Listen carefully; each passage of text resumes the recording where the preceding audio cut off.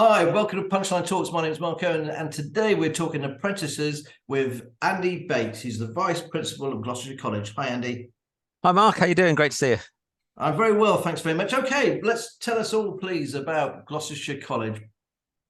So Gloucestershire College, we're a large FE provider. We've got campuses in Cheltenham, Gloucester and the Forest of Dean. We've been delivering apprenticeships for loads and loads of years, 30, 40, 50 years plus different apprenticeships. And apprenticeships are really at the heart of what we do here at the college. Everything we do at the college is about getting young people into work to support the great businesses in Gloucestershire. Our mantra is learning that works, and everything we do is about preparing those young people ready for their life of work. And we do that through our full-time courses at the 3 campuses. We do it through our more adult courses for those more mature learners. We do HE courses, and then a huge part of what we do is apprenticeships, and we work with over 1,500 of the great employers of Gloucestershire, providing them with apprentices in about 50 different areas, from IT to bricklaying to hairdressing to hospitality and catering. You name it, we've got an apprenticeship in that area. Yeah.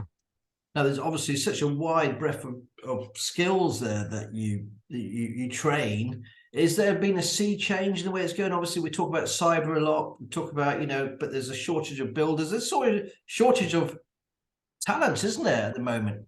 Yeah, I mean, at the moment, Mark, it really is sort of a learner's market or an employee's market. There's great competition out there from different industries wanting to attract young people to work in their industry, whether it's trying to attract them to work into cyber, trying to attract them to work in construction, trying to get them to work into hospitality. It never has been a better time to be a young person really looking for their starting off in their career, and there's some amazing apprenticeship opportunities out there. So how do you start with a young person and they rock up the college, they have a good tour around the premises, and then what's the process then from school? If I'm a 15, 16, 18-year-old kid? Well, there's different routes depending on where the young person is at that time. So some of our learners join us after school, and they're not quite ready to be employed, and they're not quite ready to go into the workplace as an apprentice. So they can stay with us for the first year or the first couple of years, studying one of those industries full time. So that is one route, and then after that they can either choose to go into an apprenticeship at that point or go off to university if that's what they want.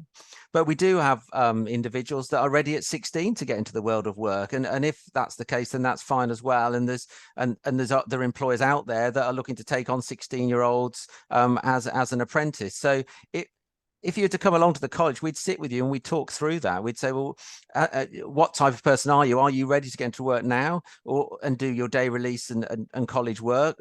So maybe 1 day a week, or do you want that full-time study still? But come along and have a chat with us, and we can work through that with you.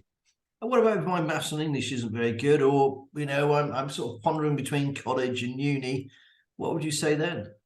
Yeah, so first of all, maths and English. If you want to continue to study maths and English, then that's perfectly fine here. Whether you're whatever level you're at when you join us, we've got the ability to then continue to train you in your maths and English up to whichever level you'd like to get to. So that's fine. And likewise, if you're on a full-time course with us, and you do want to go to university, whether that's in county or out of county, the courses at the college all carry UCAS points like A levels, and you can go on to university if that's what you want to do.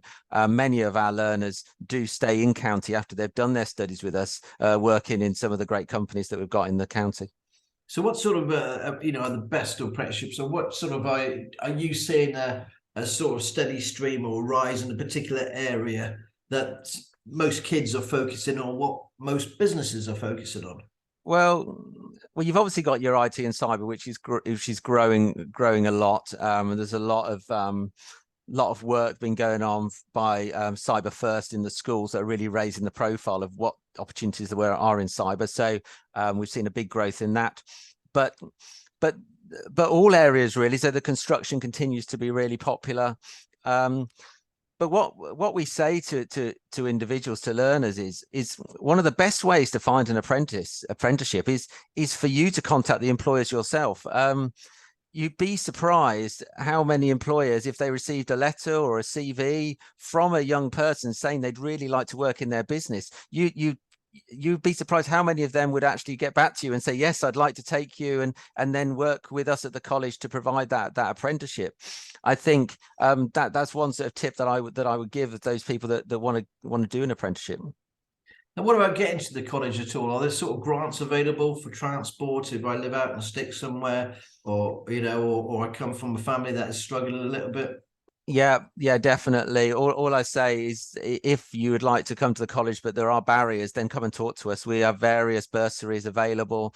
There's various pots of money that we can access to help that. We're very much about, well, I think that as a county, we can't afford not to have everyone who wants to learn. We need everyone learning because we're going to need them to fill the jobs that are coming through in the county. So yeah, we'll look to help anyone who wants to learn.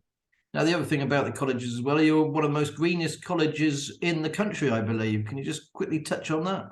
Yeah, so our GC Zero project we started a couple of years ago. We managed to get £3 million from central government to put in ground source heat pumps in the college, in our Cheltenham and Gloucester campuses, and also I think we bought every solar panel available that's on our roofs. So so that means that we won't be needing to use gas for our heating, and all our electricity will be generated through solar. So yeah, so within the next 5 years, as the grid goes greener, we'll become carbon zero. Not too distant future. So yeah, we're really proud about that, and I think that's not only for us to be carbon zero, but it's also to set the example to our learners and our students and our stakeholders that we're doing this, and it hasn't been easy. There's been challenges along the way, but it's the right thing to do. And I think by us going first and showing how to do it, and that we're committed, hopefully others will follow. Now, what's the last question, really? Obviously, going to do a college, going to do an apprenticeship over a university, going to university. Here's your pitch. Why would you come to college rather than go to uni? Well, what we hear from employers all the time is that they want on-the-job experience. So they want people not only to have those academic qualifications, but they want them to have experience of working on the job. They want that work experience, and not just a couple of weeks work experience. They want some significant work experience. So the best thing about an apprenticeship is that you get the qualification at the same time as that experience.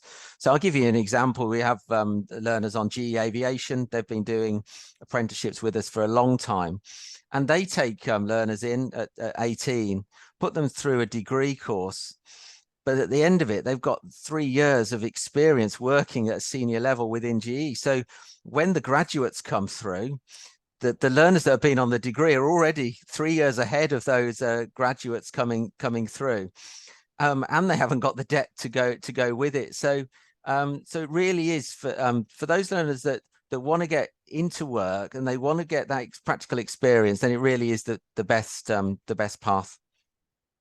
Andy Bates, thanks ever so much for joining us today on Punchline Talks. See you again soon. Thank you, mate. Thanks, Mark.